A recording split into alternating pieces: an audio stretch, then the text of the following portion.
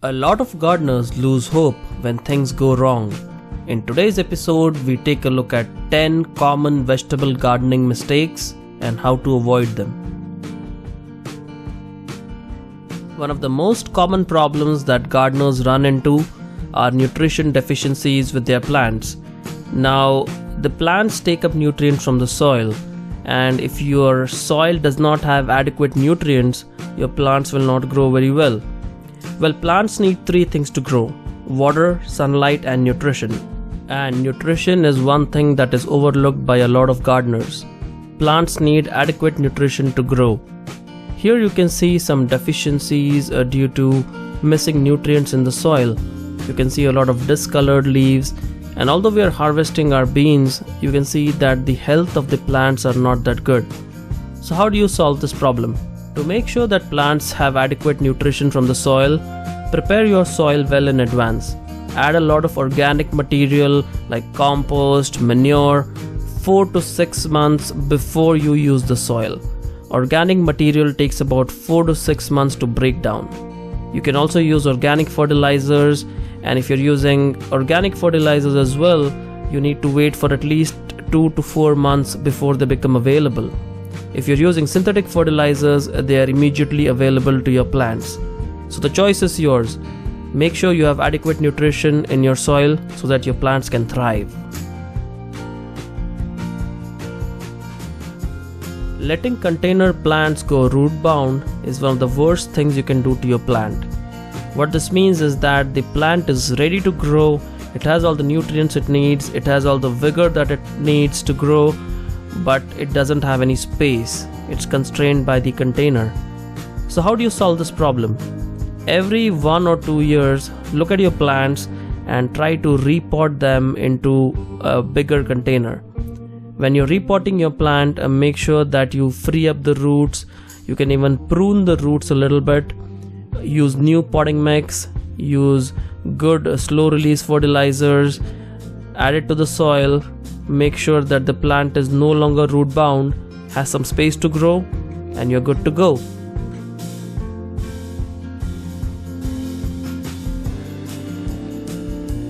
Tomatoes and peppers are one of the favorite plants every gardener wants to grow, but they also suffer from one problem which a gardener would never like to see, and that is blossom end rot, where the bottom part of the plant rots because of a lack of calcium in the soil. So the treatment is very easy. If you see plants with blossom end rot or other fruits with blossom end rot, just remove them and then make sure that you add a lot of calcium in the soil.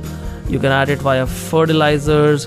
You can use crushed eggshells, which must be added months in advance, and you can also use some calcium supplements for the soil that will help you avoid this dreaded problem. Also make sure that you're watering your plants very well on a regular basis. Now let's look at a problem which plagues all root plants like radish and carrots, where you add a lot of nitrogen to the soil in the form of manure. And you can see here that although our plant has produced a lot of leaves and a lot of greens, the roots are really short. And this is one common mistake that a lot of gardeners make. They add a lot of nitrogen to the soil, and this shows one container that had high nitrogen due to a lot of manure added in the soil. And this is something you want to avoid for root plants. And here is a radish plant that shows severe damage from insects, probably slugs or earwigs. But you can see that the damage is so bad that the plant has lost all its vigor. And there's also a lot of crowding here that you can see. Overwatering is one problem that affects some root crops and tubers. So in this case, we are looking at onions. You can see that the onions have started forming bulbs, and at this stage we had to stop watering the onions. Now what happens is, if you have too much water around the onions at this stage, the outer part of the onion starts becoming soggy, the roots don't develop that well, and although the plant still grows, this is a situation that you want to avoid. So when your onions start forming bulbs, you need to stop watering, or at least water very rarely, like once a week or so, and you should get better onion bulbs. There is nothing worse than harvesting vegetables earlier than you're supposed to, and I'm sure a lot of you are guilty of doing this, me included. So here you can see that we're harvesting this garlic from this container, and it's really not time for harvest yet. The leaves have not really turned completely brown, and this garlic still had about 2 months into the growing season to finish harvesting. So as you can see here, the bulbs are very small, hardly developed, and although you can use these bulbs, once you cure them they will form small garlic bulbs that can be used. It's a better idea to wait for the vegetable or the plant to complete its life cycle and make sure that it's ready for harvest.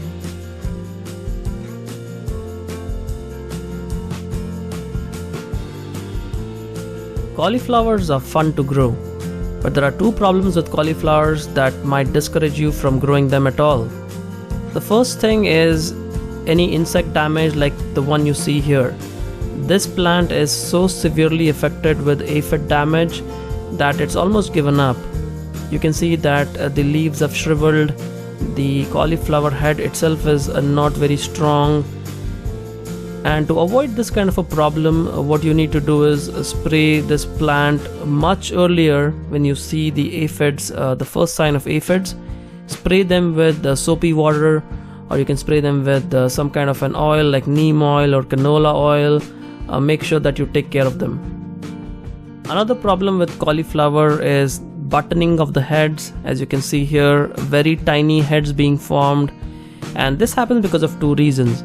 One is if the temperatures in your area have gone very high. Cauliflower is a cool season crop, doesn't like high temperatures. And the other reason is high nitrogen in the soil, again due to manure or some fertilizers that you use. And also make sure that you're watering your plant adequately and regularly. Most plants need about 6 to 8 hours of sunlight every day.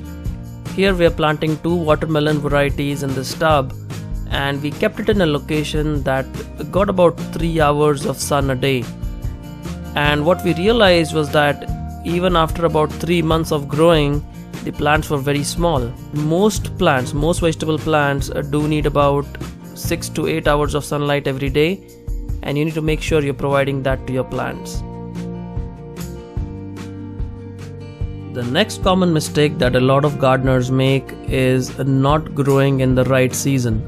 For example, we grew these potatoes here in July, in the heat of July, and as you can see here, the plant did not grow very well and the yield from this plant is very low. So the solution is to make sure that you're growing plants in the right season. For example, in zone 10 where we are, potatoes should be started in spring for a late summer harvest. That's the best way to grow potatoes, and you'll get a good yield if you follow this technique. Always buy your seeds from a trusted source.